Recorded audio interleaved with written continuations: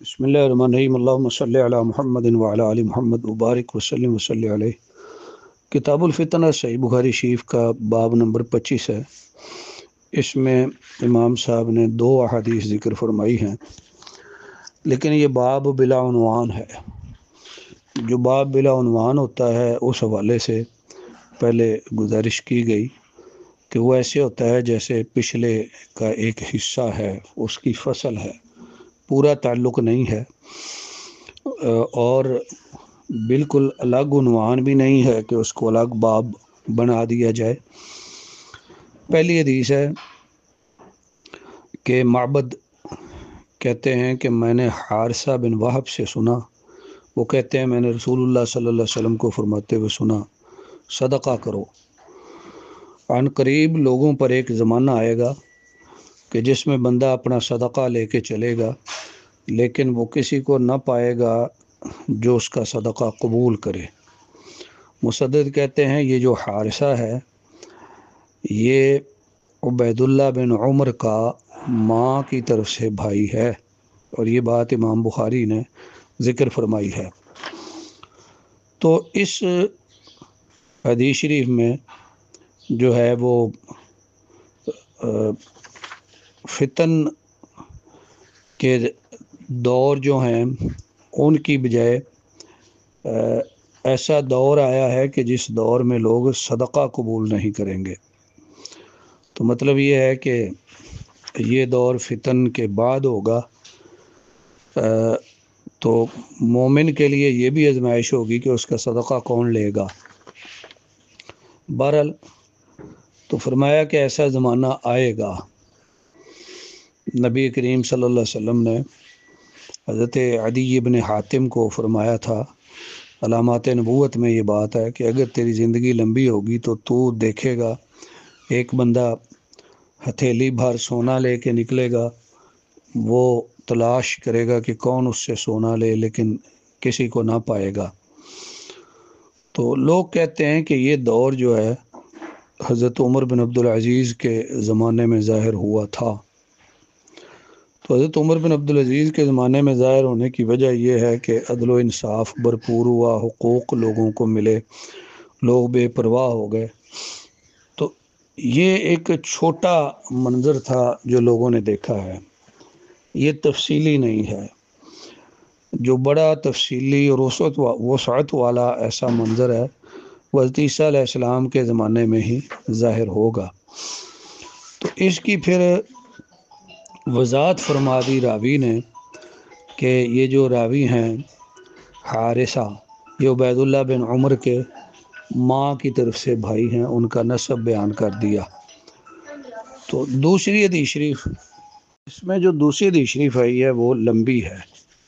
حضرت ابو ہریرہ رضی اللہ تعالیٰ عنہ سے مروی ہے، رسول اللہ صلی اللہ علیہ وسلم نے فرمایا، پہلے حدیث شریف سن لے، قیامت قائم نہ ہوگی حتیٰ کہ 2 بڑی جماعتیں لڑیں گی، ان کے درمیان بڑی لڑائی ہوگی اور دعویٰ دونوں کا ایک ہی ہوگا، اور حتیٰ کہ کذاب اور دجال لوگوں کے سامنے ظاہر ہوں گے جو 30 کے قریب ہوں گے، ان میں سے ہر ایک گمان کرے گا کہ وہ اللہ کا رسول ہے، اور حتیٰ کہ علم اٹھا لیا جائے گا، زلزلے زیادہ ہوں گے، زمانہ قریب ہو جائے گا، فتنے ظاہر ہوں گے، حرج جو کہ قتل ہے وہ زیادہ ہوگا، اور حتیٰ کہ تم میں مال زیادہ ہو جائے گا کہ مال والے کو یہ بات پریشان کرے گی کہ اس کا صدقہ کون قبول کرے گا، اور حتیٰ کہ جس کو وہ اپنا صدقہ پیش کرے گا تو وہ کہے گا کہ اس کی مجھے ضرورت نہیں۔ پھر لوگ بلڈنگیں بنانے میں فخر کریں گے، اور حتیٰ کہ کوئی شخص کسی آدمی کی قبر کے پاس سے گزرے گا، کہے گا کاش کہ میں اس کی جگہ ہوتا۔ حتیٰ کہ سورج اپنے مغرب سے طلوع ہوگا، جب وہ طلوع ہوگا تو لوگ اسے دیکھیں گے تو سارے ایمان لے آئیں گے، لیکن یہ ایسا وقت ہوگا کہ جب ایمان لانا کسی نفس کو فائدہ نہ دے گا جس نے پہلے ایمان قبول نہیں کیا یا اپنے ایمان میں کوئی خیر نہیں کی۔ قیامت قائم ہوگی اس حال میں کہ 2 بندوں نے کپڑا کھولا ہوگا آپس میں، وہ بیع نہ کر سکیں گے نہ لپیٹ سکیں گے، اور قیامت قائم ہوگی جب کہ ایک شخص اپنی اونٹنی کا دودھ لے کے جائے گا، اسے پی نہ سکے گا، اور قیامت قائم ہوگی اس حال میں کہ کوئی بندہ اپنے حوض کو لیپ کر رہا ہوگا، اس میں پانی نہ پی سکے گا، اور قیامت قائم ہوگی اس حال میں کہ کسی نے اپنے منہ کی طرف لقمہ اٹھایا ہوگا، وہ اسے کھا نہ سکے گا۔ تو یہ جو حدیث شریف ہے اس میں جو ہے وہ بہت سی باتیں اکٹھی ہو گئی ہیں۔ یہ اگر ان پہ غور کیا جائے تو یہ تو 6-7 احادیث ہیں جن کو یہاں پہ اکٹھا کر لیا گیا ہے۔ اہل علم فرماتے ہیں کہ اگر دیکھا جائے تو جن علامات کا نبی کریم صلی اللہ علیہ وسلم نے اشارہ فرمایا ہے، اطلاع فرمائی ہے، وہ 3 طرح کی ہیں۔ ایک وہ ہیں کہ جس طرح آپ نے فرمایا اسی طرح ہو گئیں، بادشاہ بنے دیکھ لیں۔ دوسری وہ ہیں کہ جن کے کچھ ابتدائی آثار نظر آئے، پوری طرح ابھی نہیں ہوئی۔ اور تیسری وہ ہیں جن کا بالکل کچھ نہیں ہوا، جو قیامت کے قریب ہوں گی۔ تو پہلی قسم میں جو ہے وہ چیزیں آتی ہیں جنہیں آپ علامات نبوت کہہ سکتے ہیں یا دلائل النبوہ کہہ سکتے ہیں۔ امام بیہقی نے بھی ذکر کی ہیں اور بخاری شریف میں بھی ہیں علامات نبوت۔ ان میں سے 2 بڑی جماعتوں کا لڑنا، فتنوں کا ظاہر ہونا، قتل کا زیادہ ہونا، لوگوں کا بلڈنگیں بنانے میں فخر کرنا، موت کی تمنا کرنا، اور ترکیوں سے لڑائی، اور آپ صلی اللہ علیہ وسلم کی زیارت کی تمنا کرنا۔ تو اس طرح کی احادیث جو ہے نا اس میں آتی ہیں۔ دوسری میں ہے زمانہ قریب ہونا، زلزلے زیادہ ہونا، دجالوں کذابوں کا زیادہ ہونا۔ تو زمانہ قریب ہونے کا مطلب کیا ہے کہ سال کم ہو جائیں گے، پھل کم ہو جائیں گے، اور بخیلی زیادہ آ جائے گی، اور وراثت تقسیم نہ ہوگی، بندہ غنیمت پہ خوش نہ ہوگا۔ اسی طرح بعض حدیث میں ہے کہ 10 نشانیاں ہوں گی، جن میں سے 3 خسف دنسانہ، مشرق میں، ایک مغرب میں، ایک جزیرہ عرب میں۔ اور اسی طرح احادیث میں اس حوالے سے کئی چیزیں جو ہیں ذکر کی گئی ہیں کہ قوم کا سردار سب سے گھٹیا ہوگا، قبیلے کی قیادت فاسق بندہ کرے گا، اور نااہل لوگوں کو ذمہ داریاں دی جائیں گی، اور بچہ جو ہے باپ کے خلاف سخت بولے گا، بارش کم ہو جائے گی، اور دنوں میں فوائد کم ہو جائیں گے، برکت کم ہو جائے گی، کمینے لوگ عزت والوں پر حکومت کریں گے، اور دنیا کی آبادی کم ہوگی، بربادی زیادہ ہوگی۔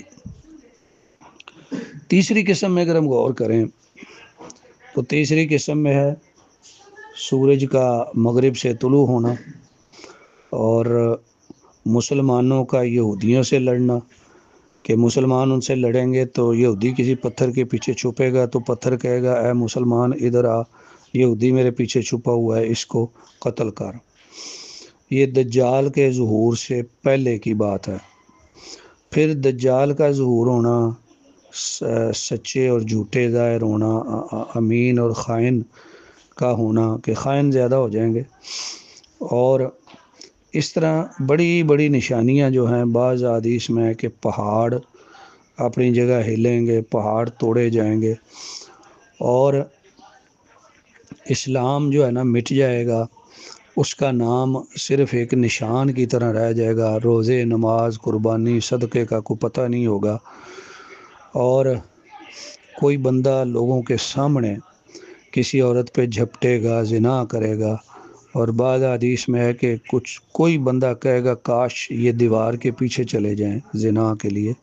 تو ایسا کہنے والا اس دور میں ایسا ہوگا جیسے آج ابو بکر و عمر ہیں، یعنی ایمان بالکل ختم ہو جائے گا، اور بوڑھے لوگ، بوڑھے مرد اور بوڑھی عورتیں زنا کریں گے، اور زمین میں کوئی اللہ اللہ کہنے والا نہ رہے گا، نیکی کی پہچان نہ رہے گی، برائی سے کوئی روکنے والا نہ رہے گا، امت کے بعض قبائل مشرکوں کے ساتھی بن جائیں گے، لات و عزا کی عبادت کی جائے گی، اور جو کل آپ نے اشارہ پڑھا تھا کہ ذوالخلصہ کے ارد گرد عورتیں دوڑیں گی، تو اس وقت اللہ تعالیٰ ہوا بھیجیں گے جس میں مومنوں کی وفات ہوگی، تو دجال، دابہ، سورج کا مغرب سے نکلنا، عیسیٰ ابن مریم کا نزول، یجوج و مجوج کا نکلنا، ہوا کا چلنا، یہ ساری چیزیں جو ہے نا یہ تیسری قسم میں آتی ہیں۔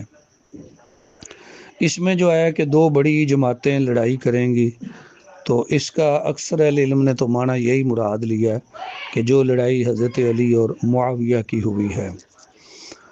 جمل والی لڑائی کو اس میں کم ہی لوگوں نے شامل کیا، جنگ صفین کو زیادہ اہل علم نے اس میں شامل کیا۔ تو جنگ صفین کی ایک اپنی تاریخ ہے، پھر اس میں تحکیم کا معاملہ پیش آیا، اس کے واقعات اپنی جگہ پہ تفصیلی ہیں۔ دجال اور کذاب تقریباً 30 کے قریب ظاہر ہوں گے، تو جو نبوت کا دعویٰ کریں گے کذاب، تو ان میں سے مسیلمہ کذاب ہو گیا، اسود انسی ہو گیا، طلیحہ ہو گیا، اور اسی طرح سجح جس سے مسیلمہ نے شادی کی تھی، وہ بعد میں مسلمان ہو گئی تھی، اس نے توبہ کر لی تھی۔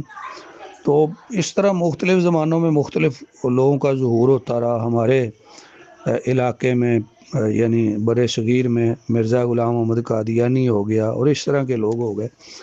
بعض کہتے ہیں کہ اس سے مراد محض نبوت کا دعویٰ ہی نہیں، گمراہی کے جتنے داعی ہیں، رافضیہ، باطنیہ، وحدت الوجود والے، حلول والے، اور گمراہی کی طرف بلانے والے فرقے، یہ سارے اس میں شامل ہیں۔ علم جو ہے اٹھا لیا جائے گا، اللہ تعالیٰ علماء کو اٹھائیں گے، زلزلے زیادہ ہوں گے، زمانہ قریب ہوگا، اس کا معنی گزرا، مال بہہ پڑے گا، حتیٰ کہ مال والے کو یہ پریشانی ہوگی کہ اس کا مال کون قبول کرے گا۔ لوگ اونچی اونچی بلڈنگیں بنانے میں فخر کریں گے، اس کا کچھ اشارہ جو ہے حدیث جبریل میں بھی آتا ہے۔ نبی کریم صلی اللہ علیہ وسلم نے قیامت کی علامات میں سے اس کو بیان کیا۔ حتیٰ کہ کوئی شخص کسی بندے کی قبر کے پاس سے گزرے گا، اس کی وضاحت 2-3 باب پیچھے گزر گئی، وہاں ہم نے عرض کر دی تھی بات۔ سورج جو ہے مغرب سے طلوع ہوگا، اور حدیث شریف میں آتا ہے سورج روزانہ اللہ سے اجازت مانگتا ہے، تو اللہ اسے اجازت دیتے ہیں مشرق سے طلوع ہونے کی، حتیٰ کہ قیامت قریب آئے گی تو پھر اجازت مانگے گا، اللہ کہیں گے نہیں، جس دن قیامت ہوگی آج تم نے مغرب سے طلوع ہونا ہے۔ پھر لوگوں کے کاروباروں کی مثالیں ہیں کہ کپڑا کھولا ہوگا، بیع نہ کر سکیں گے کہ قیامت آ جائے گی، اور کوئی بندہ اپنے حوض کو لیپ کر رہا ہوگا کہ اس میں پانی ڈالوں گا، میں پیوں گا یا جانور پئیں گے، تو وہ حوض کو لیپ کر کے پانی نہ پی سکے گا تو قیامت آ جائے گی۔ اچھا، بعض نے اس کو یلیت و حوضہ ہو کا ایک معنی یہ سمجھا ہے کہ لوگ لواطت کریں گے، لواطت، تو اس لواطت میں بڑی گہرائی میں چلے جائیں گے، اور جو عام حلال جماع ہے وہ نہ کریں گے، لواطت کی طرف سے، یہ بھی بعض نے منع کیا۔ اچھا، کوئی بندہ اونٹنی کا دودھ لے کے جائے گا، پی نہ سکے گا، قیامت آ جائے گی۔ کسی نے ایک لقمہ اٹھایا ہوگا اپنے منہ کی طرف، کھا نہ سکے گا کہ قیامت آ جائے گی۔ تو اس طرح کے جو ہے نا بہت سارے معاملات حدیث مبارکہ میں آئے ہیں۔ اچھا، یہ جو آخری لفظ ہے اس سے ہم ایک بات کرتے ہیں اپنی موجودہ ایام کے لحاظ سے۔ حدیث شریف میں آتا ہے کہ جب تم اذان سنو، بندے کے ہاتھ میں کچھ ہو تو وہ اذان میں ہی اس کو کھا لے، تو اس میں لفظ ہے وَبِيَدِهِ مَا يَأْكُلُ۔ تو بات یہ ہے کہ جو کچھ ہاتھ میں ہو، یہ نہیں ہے کہ نیچے سے پلیٹ سے یا برتن سے بار بار اٹھا کے کھانا ہے۔ تو اس حوالے سے لوگوں میں بد احتیاطی پائی جاتی ہے۔ لیکن ایک چیز اور بھی قابل ذکر ہے کہ یہ جو ہمارے کیلنڈر ہے نا، یہ احتیاطاً فجر میں 2-3 منٹ پہلے کا ٹائم دیتے ہیں، اور افطاری میں 2-3 منٹ لیٹ، یہ بھی غلط بنے ہوئے ہیں۔ اگر ان کے لحاظ سے دیکھیں تو پھر اذان کے درمیان میں کھایا جا سکتا ہے۔ بہرحال یہ تو ضمناً بات آ گئی۔ تو ہم بخاری شریف کی اس حدیث کا ذکر کر رہے ہیں، تو ان میں بہت سارا تعلق جو ہے کتاب الفتن کے ساتھ ہے، لمبی حدیث ہے۔ اللہ تعالیٰ سے دعا ہے اللہ تعالیٰ ہمیں نبی کریم صلی اللہ علیہ وسلم کی حدیث شریف پر عمل کی توفیق عطا فرمائے، آمین۔ وآخر دعوانا الحمد للہ رب العالمین۔